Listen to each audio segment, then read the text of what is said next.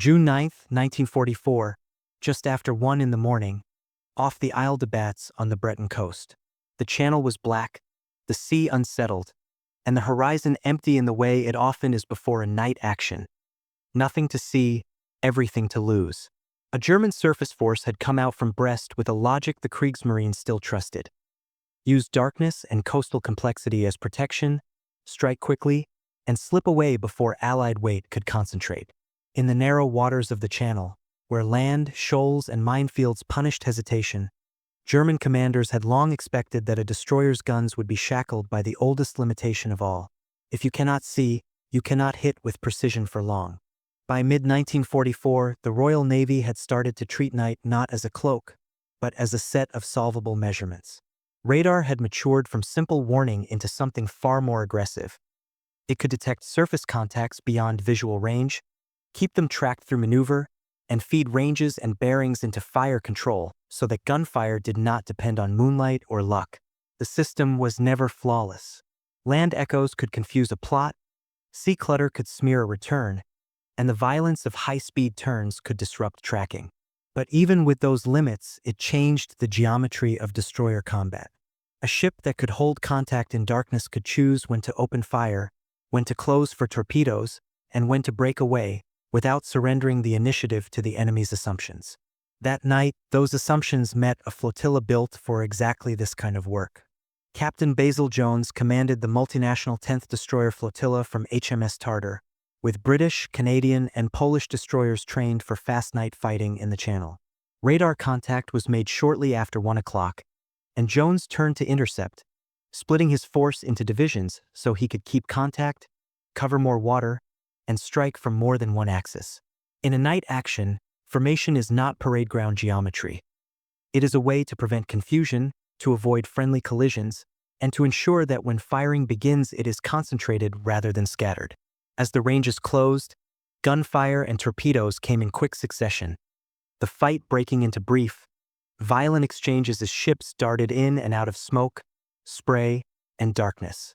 This is where the phrase targets German naval commanders thought impossible earns its meaning. It was not that German officers believed destroyers could never score hits at night. It was that they expected accurate fire to be brief, uncertain, and easily broken once a target maneuvered or used darkness and land as cover. The Channel in June 1944 proved that British destroyer gunnery, backed by radar contact, disciplined plotting, and practiced night tactics, could keep pressure on a moving enemy in conditions that should have protected him. And that single fact, repeated across the war, is what turned destroyer guns from opportunistic weapons into tools that could decide a night action. The German force that night was not improvising. It was the 8th Destroyer Flotilla out of Brest, large destroyers and a torpedo boat, fast ships intended to cut into Allied traffic and then vanish back under the umbrella of the French coast. The corps names matter because they explain the problem British destroyers were solving. ZH-1, the former Dutch Gerard Kallenberg, plus Z-24 and Z-32, with the torpedo boat T-24 alongside them. Against them, Captain Basil Jones had 8 destroyers of the 10th Destroyer Flotilla, a hard-worn Channel striking force built for exactly this moment. Tartar and her division with Ushant, Haida, and Huron, and the 2nd Division with Eskimo, Javelin, and the Polish destroyers Piorun and Błyskawica. In older night actions, the first side to see the other usually won, but see meant flares, muzzle flashes, and silhouettes. Fragile cues that disappeared the moment a ship turned away or hid against land. By 1944, British destroyers had a different chain of events. Surface search radar could make contact in darkness, hold that contact through maneuver, and pass a steady stream of ranges and bearings to the gunnery team. Fire control radar sets such as Type 285, mounted to directors on many ships, were not magic and they did not remove uncertainty, but they did something decisive. They reduced a moving enemy in black water to a measurable track. Range, bearing, rate of change, numbers you could fight with. So when the German ships were picked up by radar just after 1 o'clock, roughly 30 miles east-northeast of the Isle de Bats, Jones could turn to intercept without guessing where the enemy would appear. He split his flotilla into 2 divisions to widen the net and complicate the German escape. That split was not just tactical elegance. It meant overlapping radar plots, more than one line of fire, and the ability to force the Germans to respond to threats from different bearings at once. An uncomfortable situation in a night action where misidentification and collision were as dangerous as shellfire. What followed came in phases, the way real destroyer actions almost always did. Brief violent exchanges, torpedoes in the water, ships turning hard to comb tracks, smoke and spray breaking up visibility, then a reapproach guided by radar rather than eyesight. Tartar took hits and still stayed in the fight. ZH-1 was pressured by gunfire and then finished when Ushant drove in close enough to fire torpedoes at point-blank range, blowing off the destroyer's bows and forcing her captain to abandon and scuttle. And with ZH-1 gone, the battle's second act tightened around the ship that tried to use the coast itself as a shield, Z-32, because that is where British destroyer gunnery would demonstrate, in the clearest way, how radar-led fire could keep striking a target even as it ran for land. Z-32 did what a hunted destroyer is trained to do. She ran for the complexity of the coast, where shoals and headlands could punish any pursuer that pressed too hard. In German thinking, that was often where the chase ended. A night action near land was supposed to blur contacts, break gunnery solutions, and force the attacker to choose between losing the target or wrecking himself on the chart. But in the hours before dawn on 9 June 1944, the pursuit did not dissolve. It narrowed. As the German ships scattered, the Canadian destroyers HMCS Haida and HMCS Huron stayed on Z-32's track. This was not a cinematic duel in moonlight. It was a running fight measured in bearings and range cuts, with the Germans trying to shake contact and the Canadians using radar to keep it. Z-32 was hit and pressured hard enough that she was forced toward the Isle de Bats, where she ran aground and became a wreck rather than a ship that could fight another night. That outcome mattered beyond the loss of a single destroyer.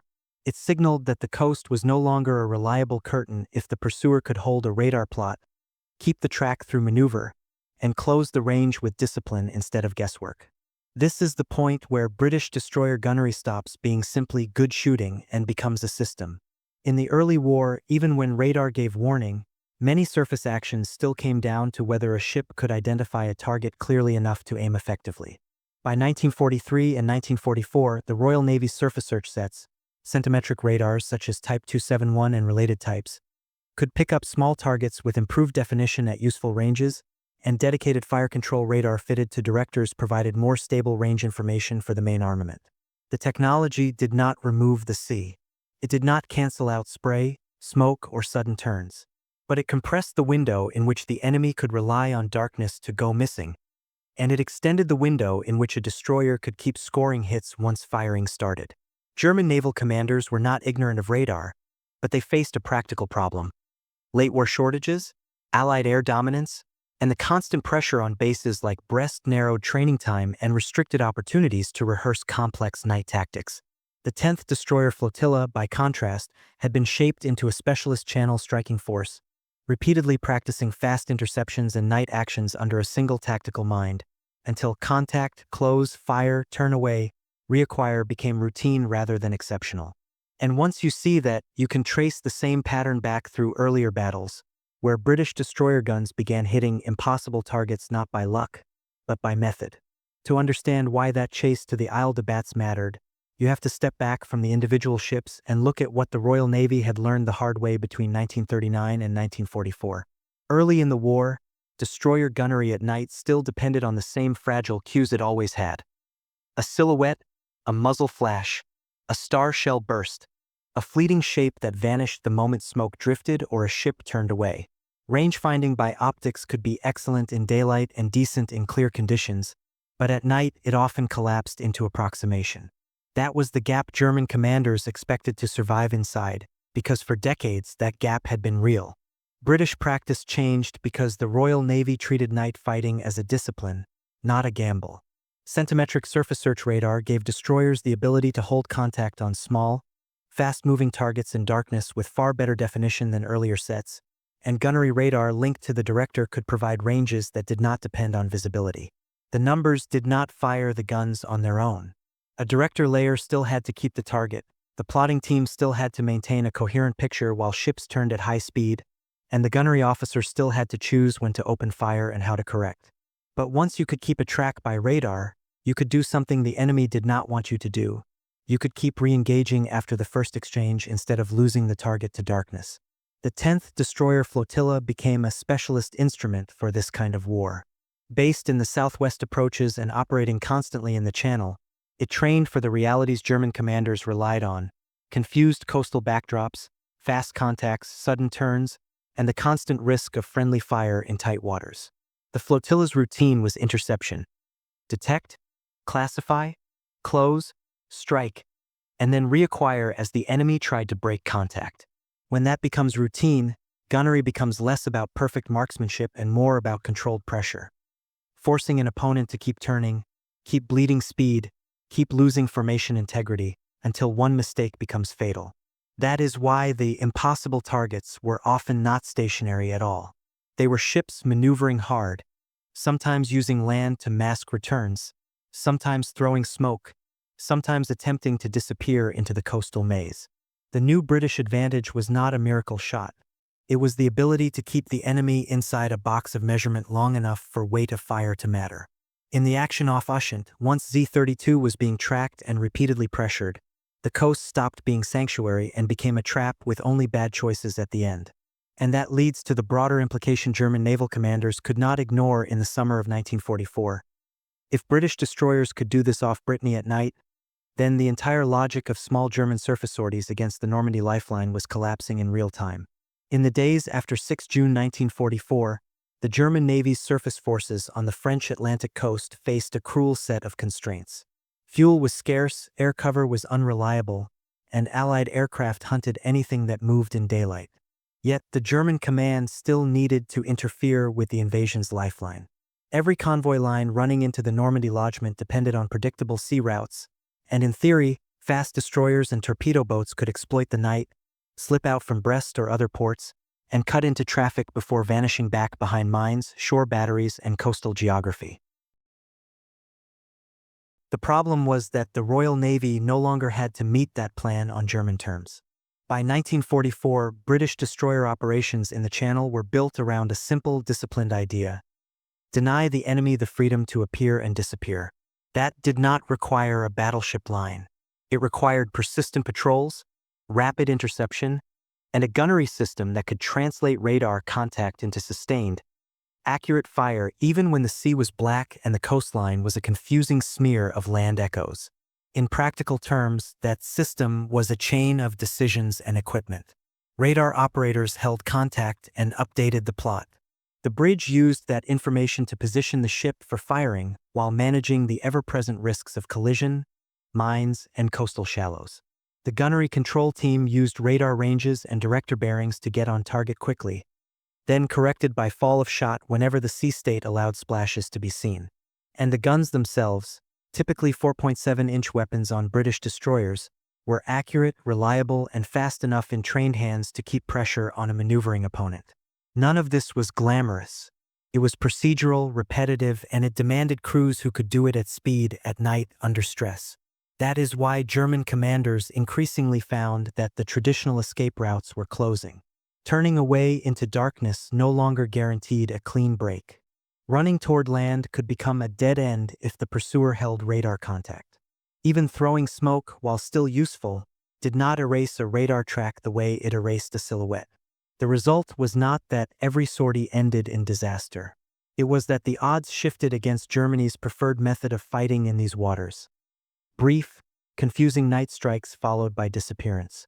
When British destroyers could keep a track, keep closing, and keep hitting, the night stopped being protection and became a trap that punished the first mistake.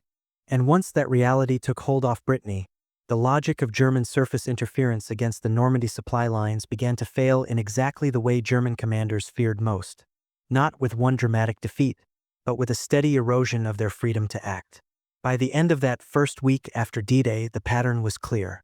German destroyers and torpedo boats could still be brave, still be fast, still be dangerous in short bursts, but the old expectation that darkness would reliably break contact had been steadily stripped away. British destroyer gunnery was no longer dependent on an officer catching a glimpse of a masthead against the night.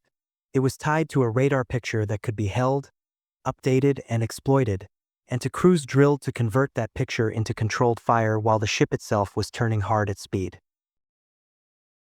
That is what made these impossible targets possible. A maneuvering destroyer at night is one of the hardest things to hit consistently with gunfire, especially near land where navigation errors can kill as surely as shells.